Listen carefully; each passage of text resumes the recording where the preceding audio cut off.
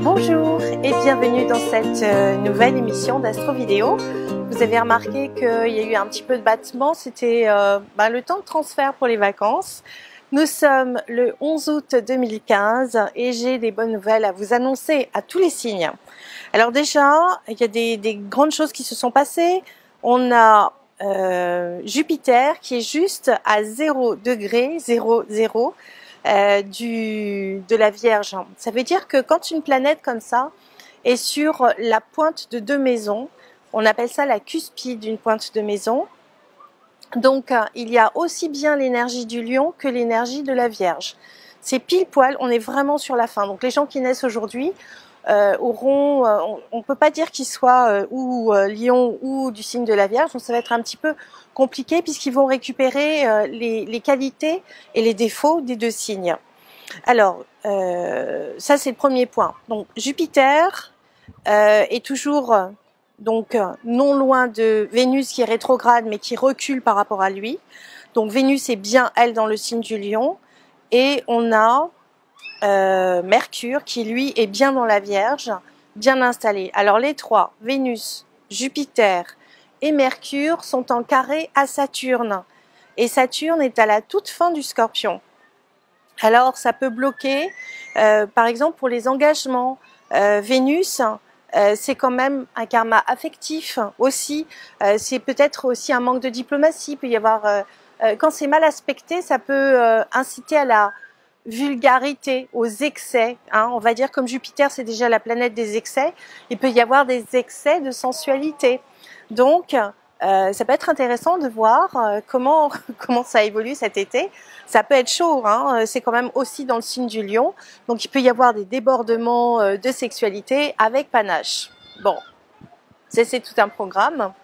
Donc faites attention, sortez couverts, hein, parce que ça touche aussi les adolescents. Mercure, c'est quand même le symbole de l'adolescence aussi, ou du jeune homme. Donc faites attention, sortez couverts, faites attention. Alors je voudrais simplement signaler que Jupiter est en train de se rapprocher de Mercure. Jupiter c'est la signature, Mercure c'est les petits papiers. Au carré de Saturne, mettez en ordre vos affaires. Ça peut être aussi faire attention aux signatures. Ça peut être un peu difficile sur les contrats que vous signez, mais ça peut être aussi un excès de dépenses. Hein, c'est toujours Jupiter, l'excès, c'est la grande bénéfique, mais c'est aussi l'excès. Alors Jupiter fait toujours une opposition avec Neptune. Il faut savoir que le signe de la Vierge est habité, donc maintenant par Jupiter, par Mercure, par la lune noire vraie, par la part de fortune et par la lune noire moyenne. Et tous ces points fictifs lunaires et ces planètes sont carrément à l'opposé de Neptune en Poisson et à l'opposé de Chiron en Poisson. Ça veut dire qu'il peut y avoir des amours déçus où vous pouvez vivre quelque chose de très intense sur le plan de la sensualité, mais au niveau amoureux, pas trop savoir où vous en êtes, où c'est un flou. Ça peut être aussi des rencontres très fortes, des rencontres d'été qui ne dureront peut-être pas, mais en tout cas, vous allez vivre des choses qui vont vous remettre en question, qui vont vous faire vibrer, ou en tout cas qui vont vous donner envie d'aller plus loin dans votre vie. En tout cas, c'est un aspect qui vient vous réveiller sur le plan affectif. Et ça, c'est un point important. Alors on va parler maintenant de Vénus. Vénus est rétrograde, donc il y a un karma affectif, c'est la diplomatie, c'est aussi l'amour, hein, c'est la beauté, donc on a le culte de l'apparence, en bel aspect avec Uranus qui est rétrograde.